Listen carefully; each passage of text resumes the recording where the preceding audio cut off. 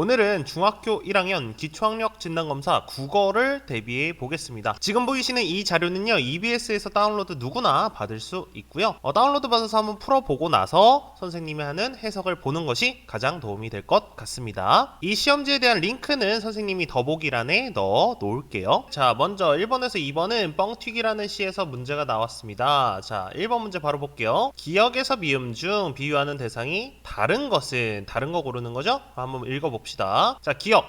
봄날 꽃잎이 흩어지는 것처럼 아름답게 보였습니다. 요거는 뭡니까? 요거는 뻥튀기죠. 자, 아니야 나비가 날아갑니다. 얘도 뻥튀기죠. 아니야 한방눈이 내린 거야. 얘도 뻥튀기죠. 맞아요 폭죽입니다. 얘도 뻥튀기죠. 자, 이렇게 하고 문제 끝내면 안 되죠? 미음도 확인해 봐야 돼요. 가을날 메밀꽃 냄새가 납니다. 이거는 뻥튀기를 튀기는 냄새가 되겠죠? 해서 정답은 5번이죠. 다음은 이 시에서 뻥튀기 냄새를 비유한 표현이다. 이 표현에 나타난 공통점으로 알맞은 것을 고르세요. 자, 메밀꽃 냄새, 새우 냄새, 멍멍이 냄새, 옥수수 냄새의 공통점 비리다 하면은 안 되겠죠. 이거 뭐 옥수수가 비리지 않으니까.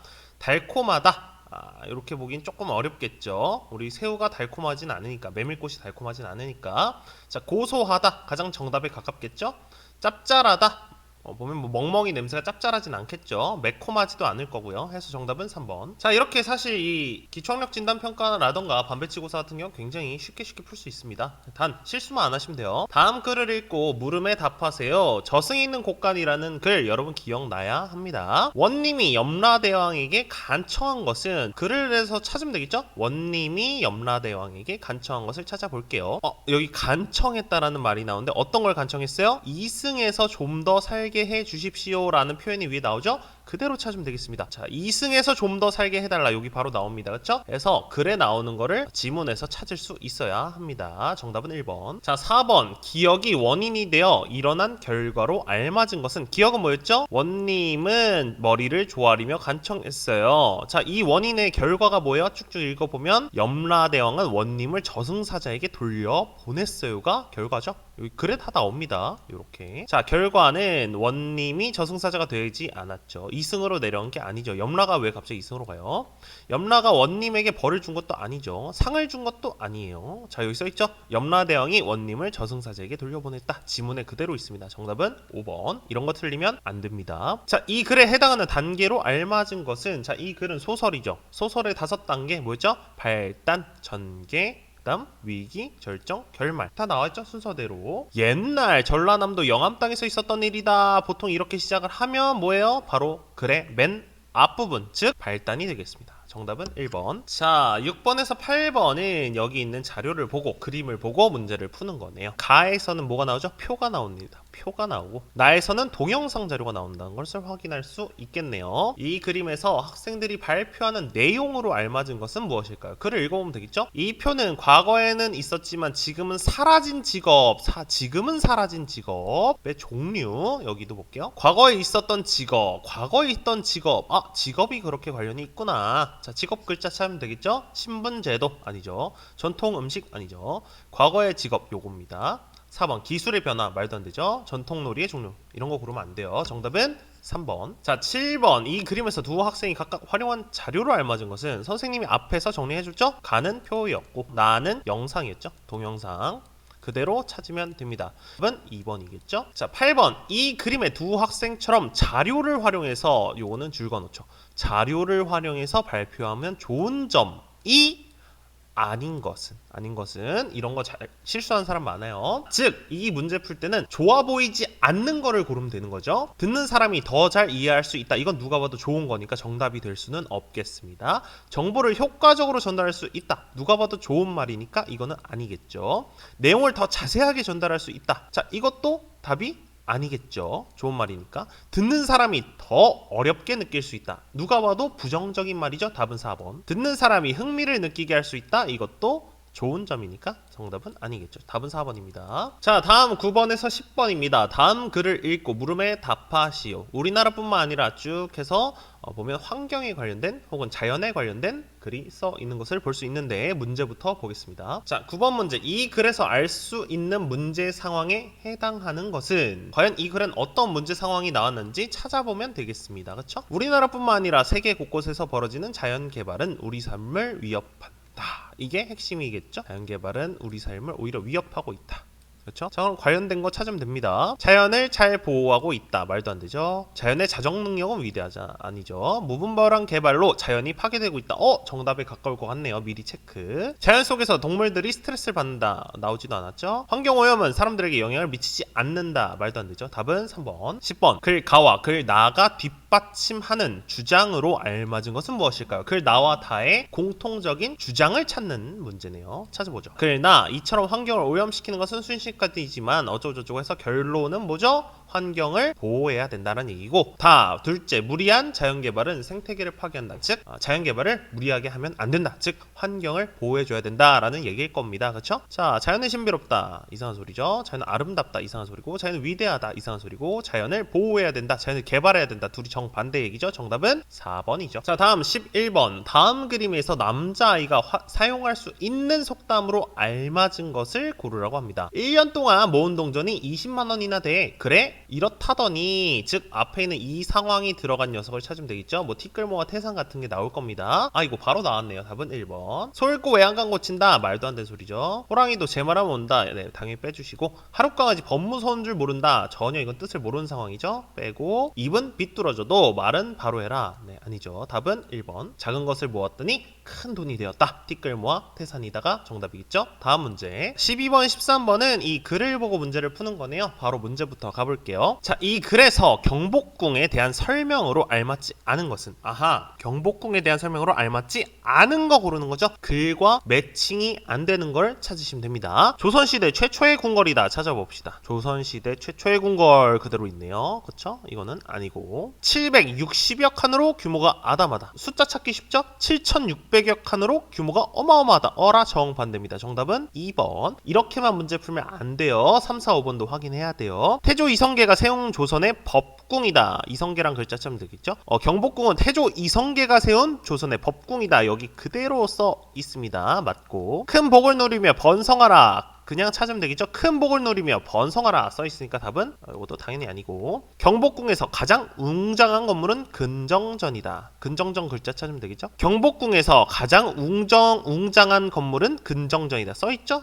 답은 2번. 다음은 정훈이가 기억의 뜻을 추론하는 과정이다. 빈칸에 들어갈 말로 알맞은 것을 고르세요. 기억이 뭔지 먼저 봐야겠죠? 기억은 왕의 즉위식을 뜻했네요. 자, 이건 한자를 아시는 분들이 훨씬 쉬울 텐데, 왕이 주인공이자 나라의 중요한 행사를 찾으면 되겠죠. 자, 왕이 주인공이어야 되는데 성인이 되는 나이, 말도 안 되죠. 왕위에 오르는 시, 누가 봐도 왕이 중요한 날이죠. 이거 맞습니다. 3번 훌륭한 관리, 왕과 관련이 되어 있어야죠. 왕위에서 내려오는 시기, 이것도 답이 헷갈릴 수 있지만 중요한 행사, 왕이 내려오는 것보다 더 중요한 건 왕이 오르는 거겠죠. 외국 사신, 왕에 관련된 얘기가 없기 때문에 답은 2번이고, 한자를 아는 사람들은 뭐 이렇게 풀지 않아도 답이 바로 보일 겁니다. 그래서 선생님이 항상 강조하죠. 독서와 한자는 꼭 해야 됩니다. 다음 문제 14번. 다음 그림에서 아빠가 이해하지 못한 여자아이의 말은 아빠. 이번 생선, 생일 선물의 줄임말이죠. 생선은 뭐예요? 생선이라니 아빠는 지금 생일 선물을 모르고 있습니다.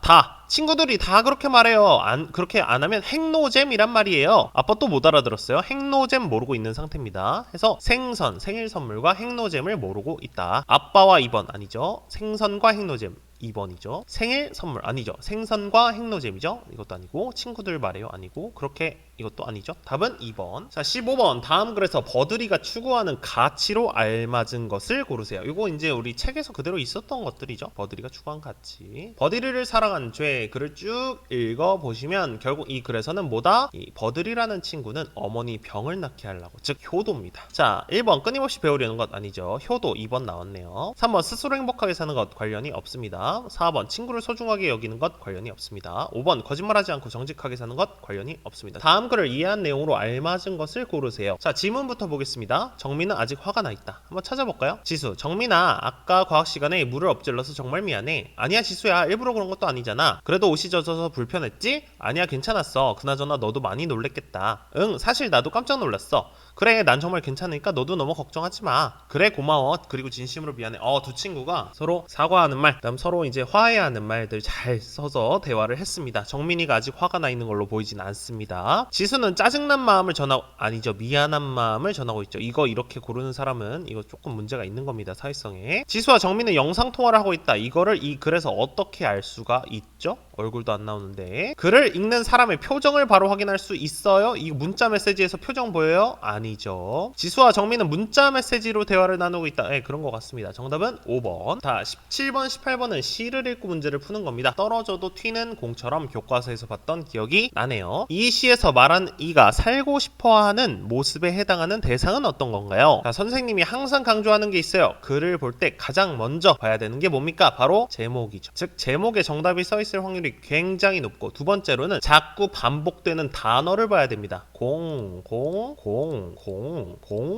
즉 정답은 공입니다. 8번, 이 시에서 말하는 이가 추구하는 삶의 모습. 아하, 공은 어떻게 살고 있는지를 보면 되겠네요. 그럼 자 봅시다. 1년과 2년을 한번 보겠습니다. 그래, 살아봐야지. 너도 나도 공이 되어 떨어져도 튀는 공이 되어 살아봐야지. 쓰러지는 법이 없는 둥근 공처럼. 아하, 탄력의 나라의 왕자처럼.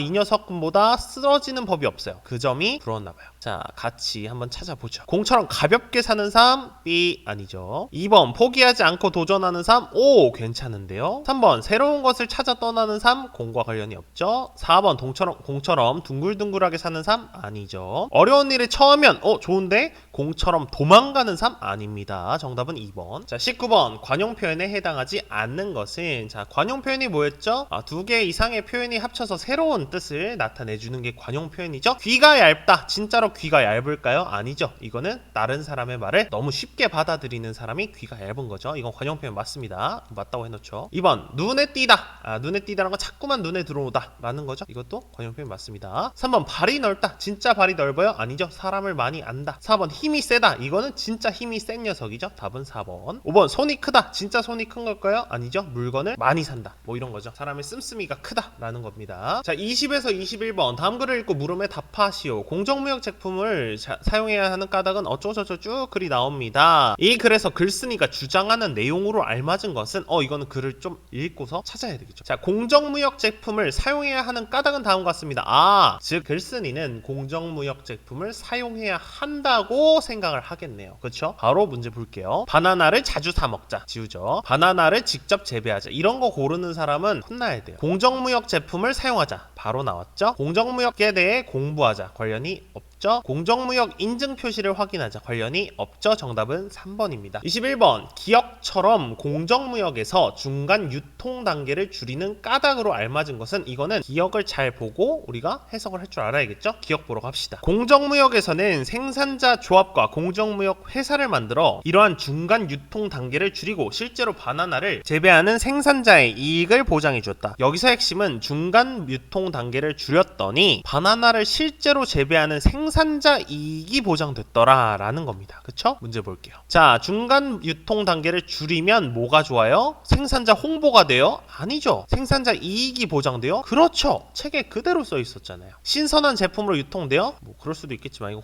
관련 없죠. 위생적으로 제품을 관리하기 위해서. 글에 써 있는 걸 고르는 게 핵심이에요. 국어는 제품을 더 신속하게 유통하기 위해서. 아니죠. 정답은 2번. 다음 자료를 보고 알 수 있는 내용으로 알맞은 것은 자료 해석하는 거네요. 그쵸? 문제 바로 볼게요. 자, 1번, 주요 농작물 생산 시기. 이거는 표를 통해서 한번 찾는 게 더 빠를 것 같아요. 표 보면 써 있어요. 주요 농산물 주산지 이동 변화라고 표 제목에 써 있어요. 선생님 항상 제목 보랬죠. 주산지는 주요 생산지라는 말일 겁니다. 자, 생산 시기 아니죠. 생산량 관련 없죠. 주산지 변화 제목과 똑같은 똑같죠? 답은 3번. 제목 항상 봐야 돼요. 주요 농산물 판매량의 변화 관련 없고 판매 장소의 위치 관련 없습니다. 주산지라고 써 있었잖아요. 그쵸? 다음 문제. 자, 23, 24번 다음 글을 읽고 물음에 답하시오. 나는 우리나라가 세계에서 가장 아름다운 나라가 되기를 원한다. 쭉쭉쭉쭉 100범일지 관련된 내용이겠죠? 문제 볼게요. 자, 이 글의 글쓴이가 기역과 같이 말한 까닭으로 알맞은 것은, 자, 기역을 봐야겠죠. 기역은 뭐였죠? 오직 한없이 가지고 싶은 것은 높은 문화의 힘이다. 그 다음 문장도 읽어야겠죠. 문화의 힘은 우리 자신을 행복하게 하고 나아가서 남에게도 행복을 주기 때문이다. 이거를 찾아야 되겠죠. 자, 남의 나라를 침략하기 위해서 높은 문화가 필요하다? 아니죠. 우리나라 사람들만 행복해요? 아니죠. 남에게도 행복을 줘야 됩니다. 우리나라를 전 세계에 알릴 수 있어요? 관련 없죠. 세계에서 가장 부강한 나라? 아니죠. 책에 있는 거 찾는 거예요. 우리 자신을 행복하게 하고 남에게도 행복을 줌으로 그대로 써있네요. 여기. 그렇죠. 정답은 5번. 24번. 이와 같은 글을 읽을 때 글쓴이의 생각을 파악하는 방법으로 알맞은 것은, 자, 이런 문제 풀 때는 성격이 다른 녀석 찾으면 됩니다. 간단하죠? 한번 볼게요. 무슨 소린가? 글의 일부분만 읽는다. 이렇게 읽으면 돼요? 안 돼요? 안 돼요. 글에 사용한 표현을 살펴본다. 좋은데요. 글을 쓴 의도와 목적은 무시한다? 아니죠. 부분에 이어질 내용을 마음대로 상상한다? 아니죠. 앞에 걸 보고 유추해야죠. 글쓴이의 생각보다 내 생각을 중심으로 읽는다? 지멋대로죠? 아니죠. 글쓴이의 생각을 파악해야죠. 정답은 2번. 이렇게 성격이 다른 녀석 찾으면 됩니다. 25, 26번 다음 광고를 보고 물음에 답하시오. 광고와 관련된 문제네요. 바로 문제로 갑시다. 25번 이 광고의 의도로 알맞은 것은, 이 광고는 어떤 광고일까요? 딱 보면 자전거 사라는 광고죠. 신바람 자전거 사라는 광고죠. 고쳐주겠다? 아니죠. 바꿔주겠다? 아니죠. 무료로 주겠다? 아니죠. 타는 방법을 알려주겠다? 당연히 아니죠. 답은 1번. 자, 26번 이 광고에서 첫 장면의 문구가 과장된 까닭으로 알맞은 것은, 자, 첫 장면을 봐야겠습니다. 첫 장면 보면서 과장된 거 찾읍시다. 당신의 즐거운 일상과 건강한 체력을 책임져줄 단 한 가지 신바람 자전거. 이거 학교에서 배웠죠? 뭐가 문제예요? 단 한 가지가 문제라고. 건강한 체력을 신바람 자전거만 책임져 줍니까? 산책할 수도 있잖아요. 그래서 이런 표현이 문제예요. 26번 자전거가 튼튼하지 않아서 아니죠. 자전거 타는 것은 위험해서 아니죠. 자전거를 타는 것은 어려워서 아니죠. 자전거의 디자인이 독보적이지 않아서 아니죠. 책에 나온 거 찾는 거예요. 자전거를 타는 즐거운 일상과 건강한 체력을 책임져줄 단 한 가지 방법은 아닌 것은 아니었어요. 정확하죠. 답은 5번. 자, 다음 27번 다음 밑줄 친 부분을 바르게 고쳐 쓴 것은, 요즘 많은 어린이가 이야기할 때 은어나 비속어를 사용했다. 뭔가 어색한데요? 사용했다라는 것은 과거의 이야기를 할 때 쓰는 건데, 요즘과 과거는 맞지 않는다. 요즘을 고쳐주거나 아니면은 사용했다를 고쳐야 되겠죠? 근데 사용했다를 고치라고 하니까 사용한다. 사용해왔다? 이상하죠? 사용할 것이다? 뭐 말도 안 되죠. 사용했을 것이다. 답은 2번. 28번 다음 기역에서 미음까지 해서 필요 없는 문장에 해당하는 것. 읽으면서 어색한 녀석 버리면 되는 문제죠. 자, 읽어봅시다. 고운말을 사용하면 서로 존중하는 마음을 전할 수 있다. 좋네요. 흔히 말이 눈에 보이지 않는 마음임을 표현할 때 말은 마음의 거울이라는 격언을 사용한다. 네, 뭐 그럴 수 있죠. 고운말을 사용해야 하는 것은 어린이만이 아니다. 갑자기 어린이만 는 아니다. 이런 표현 이상하죠? 존중하는 마음이 없다면 고운말도 나오지 않는다. 네, 좋네요. 지금부터라도 고운말을 사용하자. 마무리로 좋죠? 답은 3번이겠네요. 자, 29에서 30번 마지막 문제입니다. 대상주 홍라라는 글이 나오는데, 뭐 글을 먼저 읽는 것도 좋지만 문제부터 잠깐 보고 봅시다. 자, 29번 이 글에 나타난 홍라의 계획으로 알맞은 것을 고르세요. 홍라의 계획을 한번 찾아 봅시다. 이건 글을 봐야 됩니다. 쭉쭉쭉쭉 읽어서 드디어 떠난다. 대상주가 되어 교역을 떠나는군요. 홍라는 해적이 돼요. 홍라가 말도 안 되는 소리죠. 부모님을 만나는 거? 말도 안 되는 소리죠. 세계여행? 아니죠. 답은 4번. 대상주가 되어 교역을 떠나는 것. 글에 있습니다. 글에 있는 문제 틀리는 게 가장 바보 같은 거예요. 알았죠? 30번. 이 글에서 알 수 있는 홍라의 기분 한번 또 파악을 해볼까요? 어머니를 따라 먼 교육길에 나서고 세 번째다 어쩌고저쩌고 해서 홍라는 지금 먼 교육을 떠나야 되는 상황이네요. 자, 어떨까요? 홍라의 마음은 분노해요? 화가 나요? 아니죠. 긴장하겠죠? 슬퍼요? 왜 슬퍼요? 지루해요? 뭐가 지루해? 지금 바빠 죽겠네. 미안해요? 뭐가 미안해요? 답은 1번입니다. 자, 이렇게 2024학년도 중학교 1학년 기초학력 진단검사 국어와 관련해서 선생님이 해설 강의를 한번 찍어봤고요. 모두들 좋은 결과 있길 바라고요. 이번 겨울 많이 춥던데요. 몸 조심하시고 즐거운 방학 보내시길 바랄게요. 그럼 여러분 안녕.